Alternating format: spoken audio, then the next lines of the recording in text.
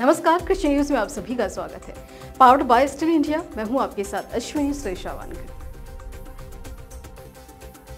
पिछले साल lumpy virus का कहर पूरे भारत में देखने को मिला था और उस दौरान हर राज्यों में बड़ी संख्या में पालतू जानवरों की मौत हुई थी। अब एक बार फिर से लंपी वायरस का प्रकोप भारत के कई राज्यों में तेजी से फैल रहा है। इस बीमारी से संक्रमित होकर कई गाय बैल मर रहे हैं।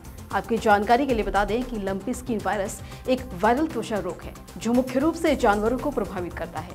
ये खून चूसने वाले कीड़ों जैसे मक्खियों, मच्छरों की कुछ प्रजातियों और किलनी से फैलता है। लंपी की शुरुआत लक्षण में पशुओं को बुखार हो जाना, ये त्वचा पर गांठ भी पड़ जाती है और इतना ही नहीं, इससे पशुओं की मौत भी हो सकती है। एनिमल एक्सपर्ट की माने तो अभी इस बीमारी का इलाज कह लें या फिर रोकथाम सिर्फ वैक्सीन ही है। लेकिन परेशान करने वाली बात तो यह है कि मई में लंपी बीमारी के फैलने का अलर्ट जारी कर दिया गया है। निवेदी संस्थान ने 16 राज्यों के 61 शहरों में लंपी के फैलने की वार्निंग दे दी है। संस्थान के मुताबिक ये इस बीमारी का असर उत्तराखंड और कर्नाटक में सबसे ज्यादा देखने को मिल सकता है। लेकिन Guru Angad Dev veterinary and animal science university Ludhiana की vice chancellor doctor Inderjit Singh का कहना है कि वैक्सीन के साथ ही बायोसिक्योरिटी अपनाकर इस बीमारी से आसानी से लड़ा जा सकता है। निवेदी संस्थान के मुताबिक 16 राज्यों के 61 शहरों में लंपी का असर हो सकता है और इसमें सबसे ज्यादा कर्नाटक के 10 और उत्तराखंड के 9 शहर शामिल हैं। वहीं झारखंड के 9 शहर भी इसमें शामिल हैं। इसके साथ ही असम के साथ केरल के 6, गुजरात के 4 शहर भी इसमें शामिल हैं। साथ ही मध्य प्रदेश, राजस्थान, अरुणाचल प्रदेश, हिमाचल प्रदेश, बिहार और हरियाणा भी इस लिस्ट में शामिल हैं। डॉक्टर इंद्रजीत सिंह ने बताया कि सड़क पर घूमने वाली और कुछ गौशालों में गायों को खाने के लिए पौष्टिक चारा नहीं मिल पाता, जिसके चलते ऐसी गाय की इम्यूनिटी कमजोर हो जाती है और यही वजह है कि लंपी बीमारी का सबसे ज्यादा अटैक इसी तरह की गायों पर देखा गया है।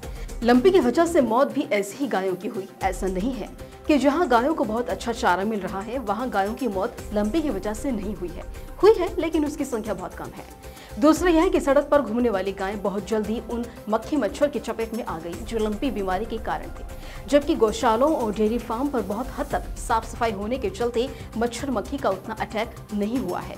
वहीं डॉक्टर इंद्रजीत का कहना है कि हम पशुपालन को अपने पुराने तौर तरीके से करते आ रहे हैं, जबकि क्लाइमेट चेंज के चलते अब बहुत बड़ा बदलाव आ चुका है। सबसे पहले तो हमें करना ये होगा कि हम गाय भैंस पालें या भेड़ बकरी समेत कोई भी दुधारू पशु, हमें उसे साइंटिफिक तरीके से पालना होगा। इसके लिए जरूरत है कि हम अपने पशुओं के फार्म पर बायोसिक्योरिटी का पालन करें, जैसे अपने फार्म की बाड़बंदी करें जिससे सड़क पर घूमने वाला कोई भी जानवर आपके फार्म में नहीं घुस सके। अपने फार्म के अंदर और बाहर दवा का छिड़काव जरूर कराएं। दूसरा यह है कि कुछ दवा फार्म पर रखें जिनका इस्तेमाल हाथ साफ करने के लिए हो सके। ऐसा करने के बाद ही पशु को हाथ लगाएं। पशु को हाथ लगाने के बाद एक बार फिर से दवाई का इस्तेमाल कर हाथ साफ करें जिससे पशु की कोई भी बीमारी आपको ना लग सके। इतना ही नहीं, अगर कोई व्यक्ति बाहर से आपके फार्म में आ रहा है तो उसके शूज बाहर ही उतरवाएं या फिर उन्हें सैनिटाइज करें।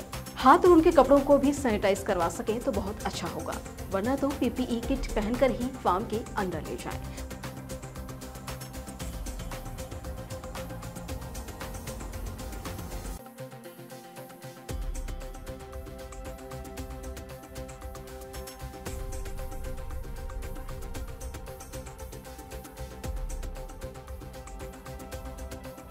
अगर आप भी गाय भैंस का पशुपालन करते हैं तो लंपी स्किन डिजीज को लेकर अलर्ट रहें।